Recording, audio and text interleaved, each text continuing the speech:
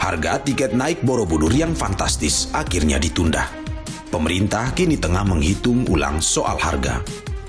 Namun bukan sekedar nominal yang harus diributkan, tapi manajemen pengunjung yang seharusnya diperhatikan. Ibarat tubuh yang semakin rentah, Borobudur tak lagi mampu menahan beban pengunjung yang menapakinya. PT Taman Wisata Candi selaku pengelola wisata Candi Borobudur mengusulkan pembatasan 1.200 pengunjung yang bisa menapaki bangunan candi per hari. Mereka harus memenuhi salah satu dari 3 kriteria, yakni tamu negara, pemimpin upacara agama atau peneliti. Rombongan dibatasi 128 orang sekali naik, sehingga akan ada 10 rombongan dalam sehari.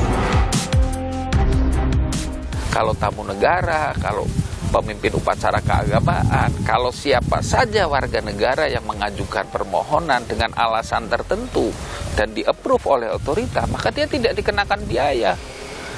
Tapi kalau dia tidak semuanya ini dan tetap ingin naik, maka dia harus berbayar. Kenapa harus berbayar? Karena tujuannya konservasi. Nanti kalau berbayarnya murah, itu tadi kuota 1.200 dipenuhi oleh pihak-pihak yang tidak punya kepentingan khusus untuk harus naik ke bangunan candi. Akibatnya konservasinya tidak bisa kita jalankan. Jadi 750.000 itu untuk membatasi tadi. Jadi orang yang naik ke bangunan candi itu harus punya tujuan khusus. Karena kalau tidak punya tujuan khusus, ya cukuplah di pelataran saja. Toh candinya sudah dekat, sudah bisa pegang juga, gitu. Supaya konservasinya tetap jalan. Namun, bicara konservasi, kenaikan tarif pengunjung sejatinya bukanlah sebuah solusi. Sebaiknya dihitung, tiketnya tidak perlu naik, lebih baik dibatasi. Per hari itu berapa sih kemampuan dan dukungnya? Nah, kalau perlu ya antri, bisa sebulan 2 bulan tidak apa-apa, tapi tetap Borobudurnya terjaga, masyarakatnya juga bisa nikmati. Intinya adalah membatasi pengunjung sesuai daya dukung. Kasihan masyarakatnya, Borobudur tempatnya di Jawa Tengah, mau lihat Borobudur aja tidak mampu. Kan UMR Jawa Tengah itu paling rendah, tidak ada 2 juta per bulan. Masa suruh beli 750. Ya, orang di sini ya, wah itu bukit yang dulu saya main ke atas, sekarang tinggal lihat-lihat, kan tidak mampu dia. Kasihan. Tak semua pihak bisa menerima pembatasan. Bagi pemuka agama Buddha, kuota 1.200 per hari sangat kecil dibandingkan dengan animo umat untuk beribadah.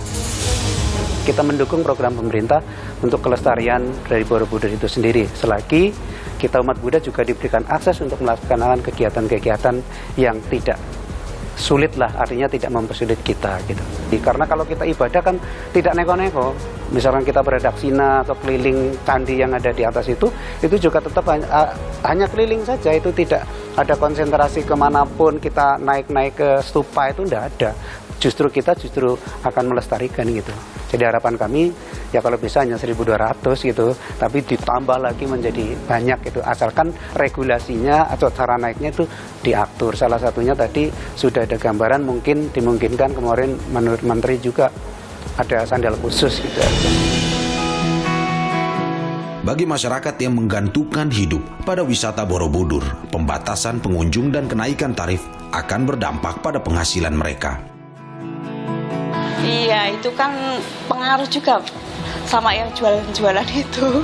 Pengennya aja kan normal gitu toh, biar rame, kan ekonomi maju Mbak. Kalau itu loh, kelilingnya wisata, nggak banyak tamu kan semua ekonominya bagus gitu loh. Kan tergantung sama wisata. Kalau wisatanya sepi ya langsung iya lembek semua.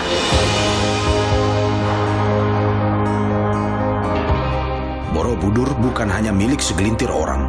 Borobudur milik bangsa Indonesia, bahkan dunia, yang kelestariannya harus dijaga. Bagaimanapun upayanya, hanya satu tujuannya, melestarikan demi anak cucu ke depan. Karena Borobudur kan kebanggaan nasional dan bangsa, tidak hanya orang Buddha saja.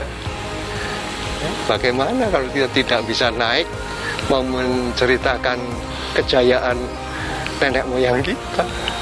Nah, ini perlilah jadi pemimpin negara itu yang berjiwa nasionalis, bukan kapitalis. Kita berharap bahwa warisan karya Adiluhung ini bertahan sampai ratusan yang akan datang gitu ya.